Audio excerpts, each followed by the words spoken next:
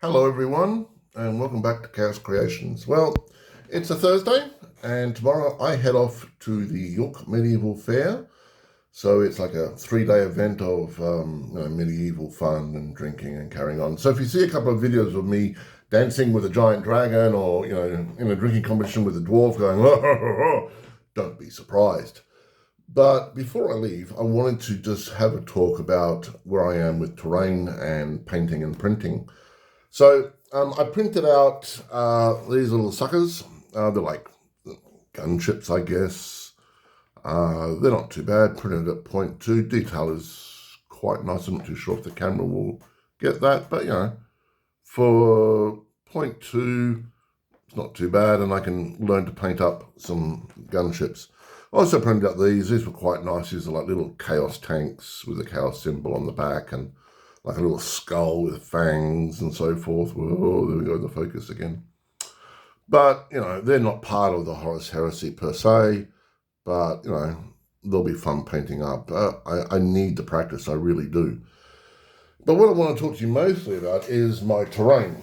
So, put them over there.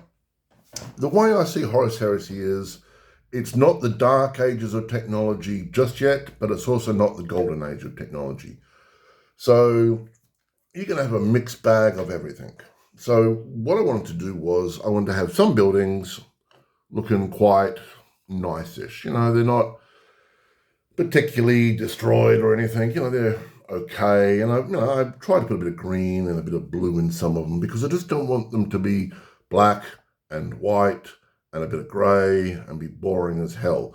You can have a couple of buildings like that, but after that, it's just not going to work. So I've done them with a bit of green here, and instead of doing with the black, I've done like a sort of a dark umber brown. And like I said, you can only do this for a couple of buildings, and then it gets quite boring. And then the next stage is what's called semi-rubble, which is like a building that's been destroyed. So here we have a building, it's looking worse for wear. It's got some rubble damage, rubble down the bottom and such. And same with this one here. So this one's like a dark purpley red, and it's got some damage at the top there. Okay. Then what we have is more destroyed, which is buildings like that. And they're just going to sit on the battlefield. You might be able to put like a group of people up there, or maybe one or two in there, get some soft cover. And also from there we have, where do I put it? Oh, right there.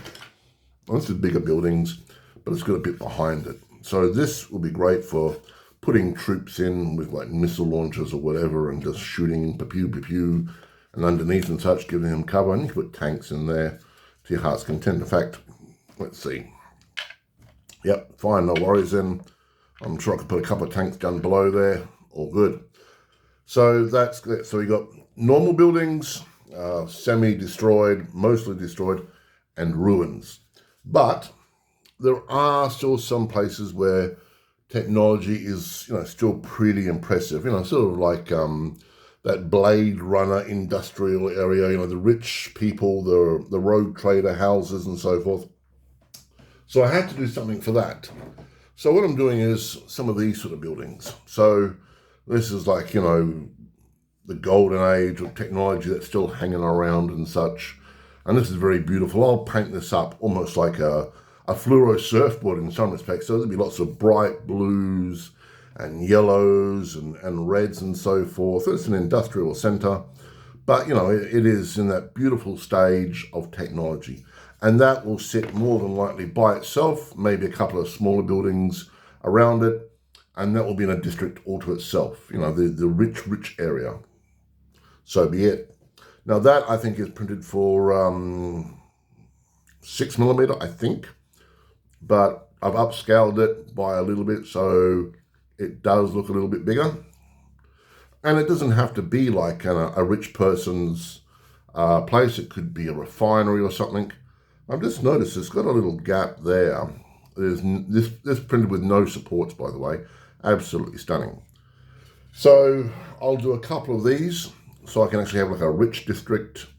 And then a couple of places where it's all broken and some places not broken. It doesn't have to go all together. I mean, I could have this, next to, some massive old ruins nearby and so forth.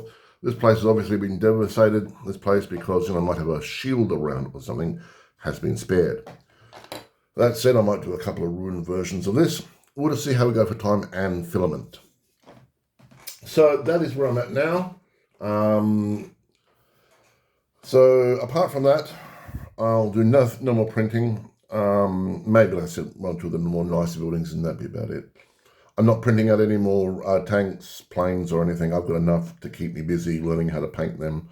I'm hoping that the Legis Imperialis will be out within about 2 weeks.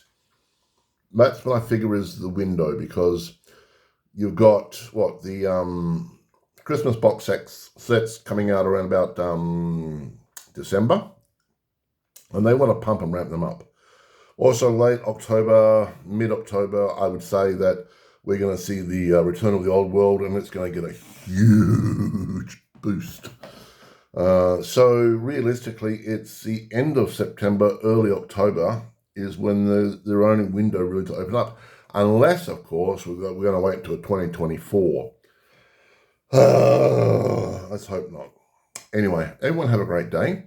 Like I said, if you see some videos of me having fun and being silly, don't be surprised. Everyone have a great day.